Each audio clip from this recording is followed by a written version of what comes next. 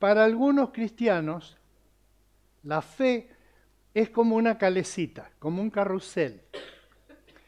En el carrusel da vueltas, la calecita da vueltas, y sube y baja, ¿no es cierto? Está en el caballito, y va y sube y baja. Pero sube y baja, y aunque vas en un caballito, siempre estás en realidad en el mismo lugar. Y hay cristianos que se han acostumbrado, es como una drogadicción esto para los cristianos, ¿eh? El tema del emocionalismo, todo es emocionalismo, y juzgamos lo espiritual solamente en términos de cómo siento yo que es esto así. Por eso, a propósito, en el principio del culto leí en Proverbios 22, donde dice, como para bajar los humos, ¿no? Dice Salomón, el rico y el pobre tienen algo en común. A los dos los hizo Dios. Es decir, somos personas normales, no somos extraordinarias, no sé qué, aunque por supuesto reconocemos esas capacidades únicas que Dios le ha dado a cada persona. Pero entonces, hay gente que está como en la calecita, con suerte alcanza a agarrar la sortija y se gana otra vuelta más. Pero ¿a dónde va? No, va siempre al mismo lado. Incluso a veces cuando la calecita para y se hace el recambio, bajan los chicos y suben los nuevos, el chiquito que estuvo dando vueltas en la calecita se baja en el mismo lugar donde subió. Y ese es un problema de la fe cristiana. Yo quiero plantearles esta mañana un desafío que está claro en la palabra de Dios, en la segunda epístola de Pedro, en el capítulo 1. Segunda Pedro 1, ahí van a ver, miren, es maravilloso eso. Después de haberla leído tantas veces, a mí me sorprendió lo que vi ahí, se los quiero compartir esta mañana. Una iglesia, una fe, tipo taller. En un taller es diferente. Puede ser que en el taller hay alguien que no está haciendo nada. Y en algunos talleres a veces hay alguien que está cebando mate, que es una forma de, che, vos ya que no estás haciendo nada, cebate unos mates. Entonces, miren ustedes cómo hasta el que no está haciendo nada puede cumplir una función en un taller, no en una calecita. En una calecita que no está haciendo nada, bueno, los demás tampoco están haciendo nada. Y en segunda Pedro nos va a desafiar a una vida tipo taller, a una fe tipo taller. Estamos hablando no de toda la vida, sino específicamente de la vida guiada por la fe, la vida donde hay fe. Las personas que no tienen fe, es como dijo el profeta, el apóstol, el que no tiene fe no puede agradar a Dios. O sea, a Dios no le gusta, a Dios no le gusta. En 2 Pedro 1, versículos 3 al 11, dice así: su divino poder, al darnos el conocimiento de aquel que nos llamó por su propia gloria y potencia, nos ha concedido todas las cosas que necesitamos para vivir como Dios manda. Así Dios nos entregó sus preciosas y magníficas promesas para que ustedes, luego de escapar de la corrupción que hay en el mundo, debido a los malos deseos, lleguen a tener parte en la naturaleza divina. Precisamente por eso, esfuércense por añadir a su fe virtud, y a la virtud entendimiento, al entendimiento dominio propio, al dominio propio constancia, a la constancia devoción a Dios, a la devoción a Dios afecto fraternal, y al afecto fraternal amor. Porque estas cualidades, si abundan en ustedes, les harán crecer en el conocimiento de nuestro Señor Jesucristo y evitarán que sean inútiles e improductivos. En cambio, el que no las tiene es tan corto de vista que ya ni ve y se olvida de que ha sido limpiado de sus antiguos pecados. Por lo tanto, hermanos, esfuércense más todavía por asegurarse del llamado de Dios, que fue quien los eligió. Si hacen estas cosas, no caerán jamás y se les abrirán de par en par las puertas del reino eterno de nuestro Señor y Salvador Jesucristo. En todo taller hay un montón de cosas que son elementales, que son esenciales para el funcionamiento del taller. no solamente un espacio adecuado, un espacio físico adecuado, también herramientas adecuadas, también materiales necesarios, elementos aún de seguridad que tienen que estar en un taller para que las personas puedan trabajar ahí tranquilos, una buena iluminación, un lugar para trabajar cómodo, los espacios claramente marcados para que un trabajo de una persona que esté trabajando ahí no entorpezca el trabajo que otra persona está ahí. Ahora estamos hablando de este taller que es la vida misma, que es toda la vida. Y entonces, ¿cuáles son esos elementos que deberían estar en nuestra vida? ¿Querés que empiezo? Hago una lista. Es interminable, ¿no es cierto? Sin embargo, acá en los primeros versículos que leímos, dice claramente esta fe tipo taller, de dónde saca, de dónde obtiene sus condiciones, vamos a decir, para trabajar. Espacio, materiales, ocasión, iluminación, seguridad, planificación, estructura aún administrativa, todo lo que se necesita para un taller. Dice Pedro, su divino poder al darnos el conocimiento de aquel que nos llamó por su propia gloria y potencia, nos ha concedido todas las cosas que necesitamos para vivir como Dios manda. No hay nada que nosotros tenemos que poner. Nosotros pensamos, sí, estamos hablando de la fe la pongo yo.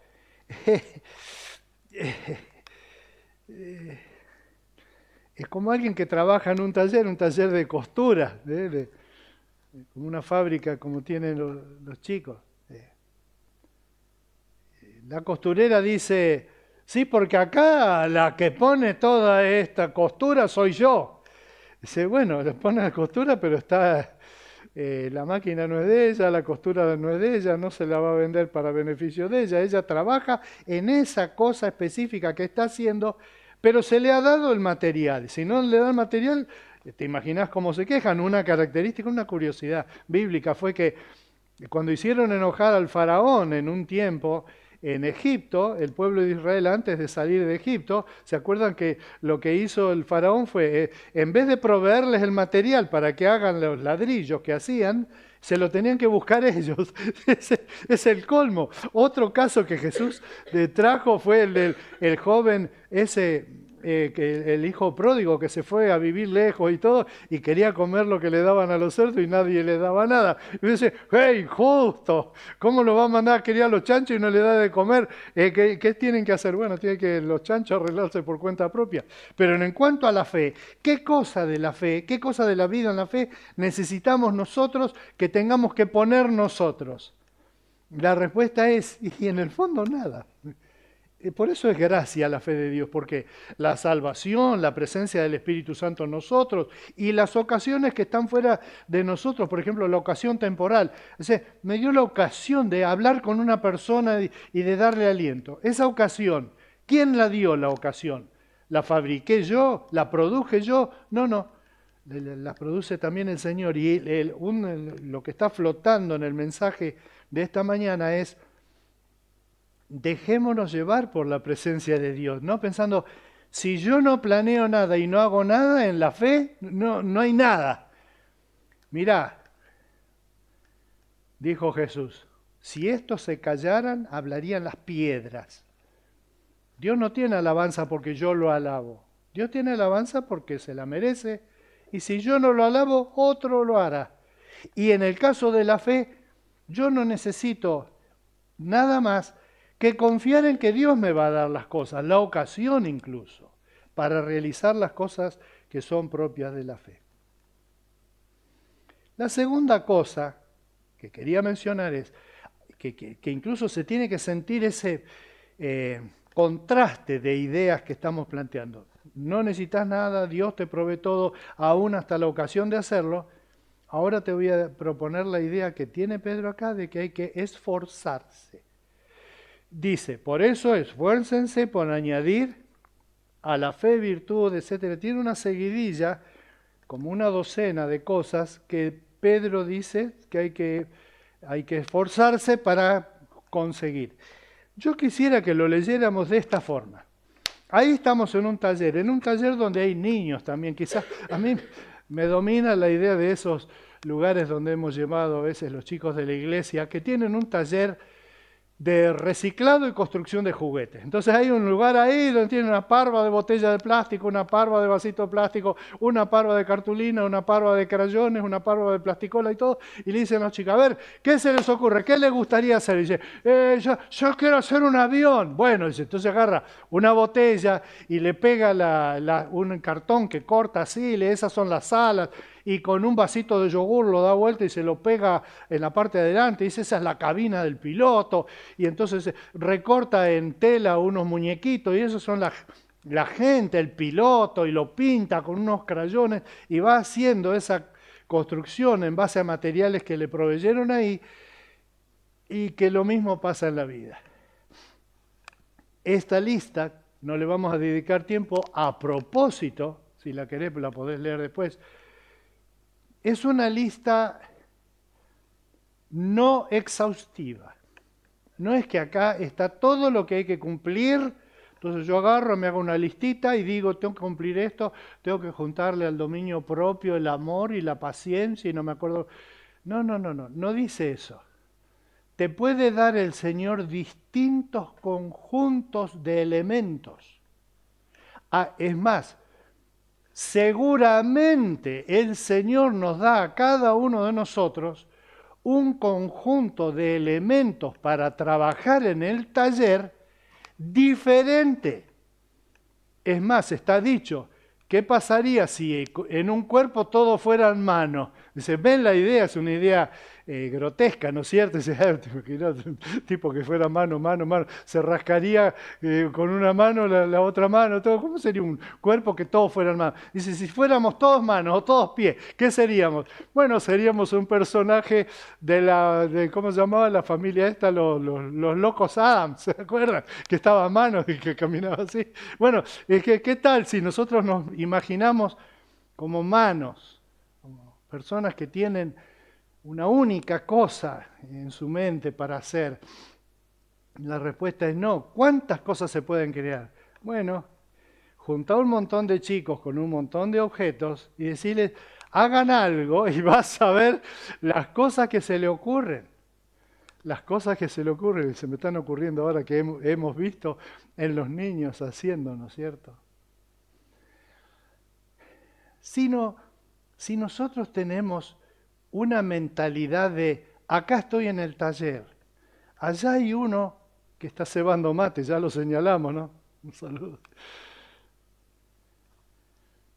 Está aprendiendo cómo se maneja el taller, para dentro de unos días va a empezar él también, para ver el flujo. Porque es importante también el flujo. No trabajo solo, yo y lo demás no me importa. A mí no me moleste porque yo acá estoy cosiendo. O estoy en un taller mecánico y yo necesito buena luz acá, así que no se me paren delante de la ventana. Trabajamos en un flujo donde si yo voy caminando, me cruzo con otro que viene con un motor así, lo dejo pasar y no lo pecho y le digo, correte, ¿no ves que estoy trabajando? ¿Y el otro qué está haciendo? Bueno, ven, todo ese flujo laboral, administrativo, personal, temporal. Pensar que hace 10 años que estoy trabajando acá. Cuando yo empecé a trabajar acá, ninguno de ustedes venían. Así que ahora no me vengan a dar órdenes porque acá yo estoy. Yo conocí un caso muy gracioso acá en Carlos Paz de un amigo mío que era gasista y tenía un empleado que era hiperactivo. Él trabajaba. Y un día le cayó a un arquitecto para hablar con él, con el gasista que les digo, mientras ellos estaban excavando las zanjas y picando las paredes para una instalación de gas. Así que en el medio de la obra apareció el arquitecto y se puso a hablar con el gasista. Y él le hizo parar todo. Y entonces este muchacho se paró sobre una pala en una zanja y se puso nervioso, esperando porque no estaban trabajando. Hasta que en un momento le dice a su patrón, bueno, vamos terminando, dice, empecemos a laburar de vuelta que la zanja no se hace sola. Y él se reía, el gasista porque me dice, lo único que me faltaba es tener un empleado que me reta a mí porque no estoy trabajando. Dice, bueno, nosotros somos ese tipo de, cuando agarramos actividad somos activistas en serio, profesionales, pero el punto acá es, ¿en qué hay que poner interés en las cosas del Señor? En las cosas del Señor. Es Él el que me va a dar las oportunidades, yo tengo que tener la disposición. Como dijo alguien, el que tiene la disposición, le van a aparecer oportunidades. Y el que no tiene disposición, nunca encuentra oportunidad. Fue un hombre y se acercó a Jesús y Jesús le dijo, y él le dijo, pero ¿y quién es mi prójimo? ¿Cómo no sabés lo que es tu prójimo? ¿O no querés ayudar a nadie? Amarrete. Eso es lo que le dijo Jesús en un lenguaje sin palabras a este muchacho que, como no tenía disposición de amar a los demás, no veía las oportunidades para hacerlo. Y vos fíjate que cuando una persona de veras desea servir al Señor, no solamente que encuentra oportunidades, sino que encuentra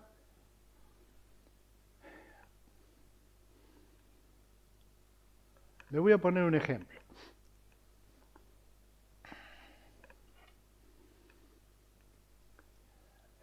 Hace un mes ahora, desapareció el niñito Loan en Corrientes. A raíz de eso, muchas personas empezaron a descubrir que hay la posibilidad que un niño simplemente no está más, desaparezca. Las posibilidades son una más horrible que la otra. Son tan horribles que algunas personas prefieren no saberlo.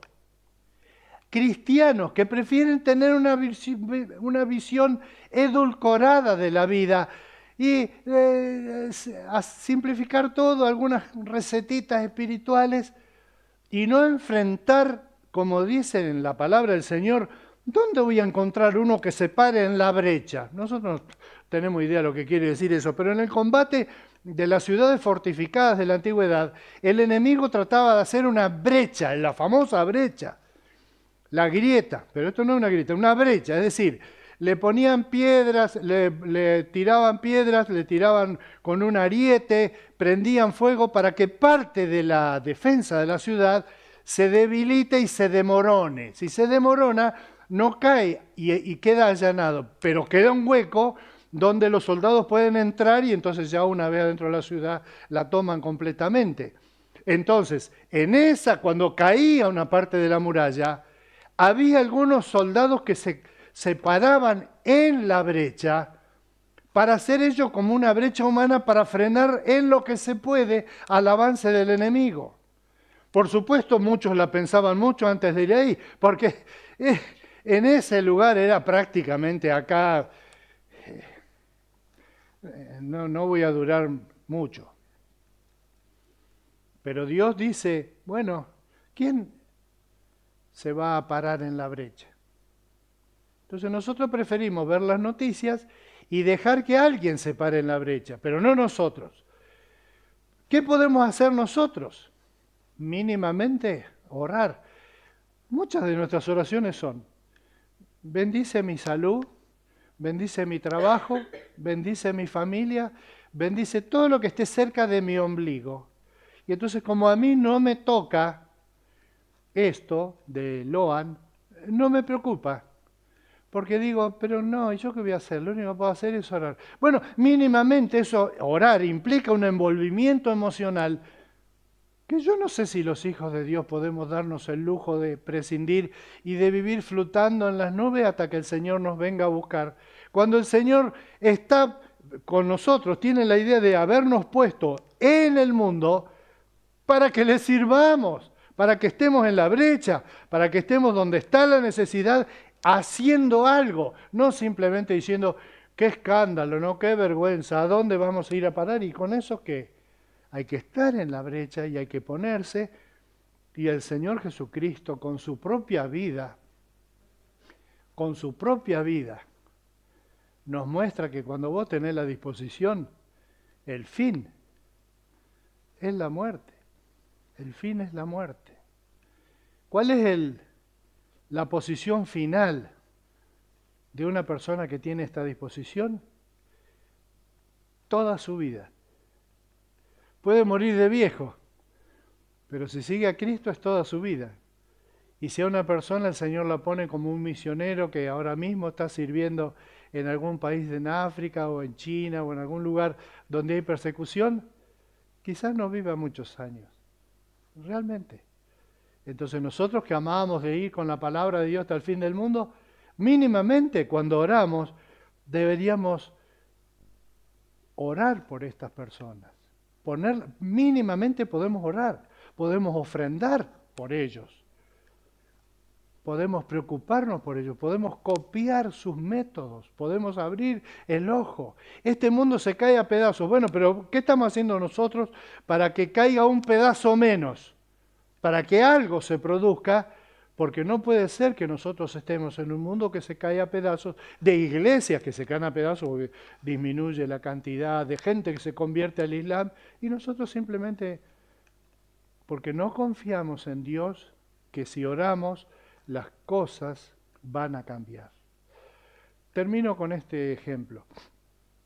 Un día cuando vivíamos en Entre Ríos, teníamos varios hermanos de la iglesia que tenían talleres mecánicos. Yo estaba en el de uno de ellos, llegué para no me acuerdo qué cosa.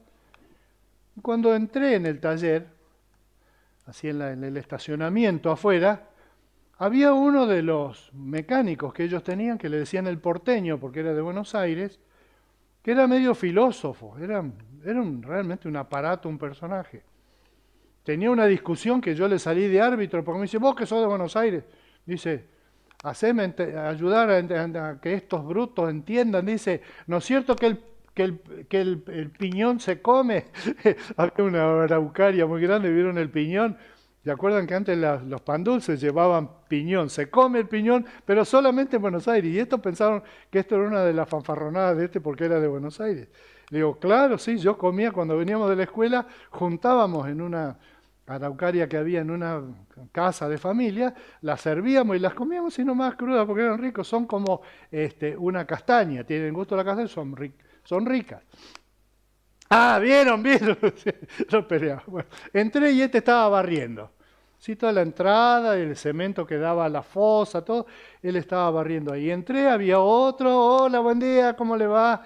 Y estaba colgando todas las herramientas, vieron que tienen los tableros de herramientas, con pintadita la herramienta, pero siempre están por todos lados, pero estaban poniendo las últimas, y el dueño del taller estaba en su oficina, sentado, con unos papeles.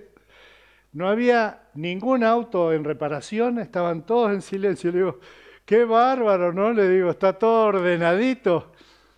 Le digo al dueño del taller, todo tranquilo, le digo, no es muy consolador este orden y limpieza, ¿no? Y el porteño que me escuchó dijo, no, me dice, es muy triste. ¿Qué es lo peor que puede pasar cuando vos entras a un taller que está todo barridito y acomodadito? Que no haya trabajo. En un taller donde hay mucho trabajo, donde hay trabajo y se está llevando a cabo, no todas las herramientas están en su lugar. No toda la gente está de su mejor ánimo. Hay muchas cosas que tolerar, aguantar, pero la prisa, el apuro por cumplir y aliviar esa carga de trabajo mueve a esas personas a ser creativas como tuve una mala experiencia en el pasado. Cuando la recuerdo que fue feo, que fue malo. Pero ese recuerdo en mi fe en Dios lo puedo tomar como una ocasión de aprendizaje. Le pego el aprendizaje. Y a ese aprendizaje le pego lo que dice la Biblia. Y me acuerdo que dice, todo lo puedo en Cristo que me fortalece. Y a esa fe en la palabra de Dios le pego mi oración y oro. ¿Se dan cuenta hasta cuántas cosas vamos pegando? Como los chicos cuando hacen sus tareas, dicen, no hay lógica en pegarle a una hoja de diario, una hoja de árbol y después una hoja de un palito de helado. Sí hay una lógica, en la mente de ese niño hay una lógica, está construyendo algo, pegando cosas diferentes, y esa es la forma más descriptiva que yo encuentro para demostrar lo que es la fe cotidiana a la que hemos sido llamados. A tener un taller que no está limpio, ordenado, todas las cosas en su lugar, sino a un lugar de trabajo y de productividad para el Señor. Que Dios nos bendiga. ¿Qué te ha parecido este mensaje? Podés ayudarnos a difundir este evangelio dando like a este video, suscribiéndote a este canal y compartiendo con tus amigos en las redes. Con tu apoyo, YouTube nos va a ayudar acercando estos mensajes a muchas más personas, y gratis. Muchas gracias y bendiciones para vos.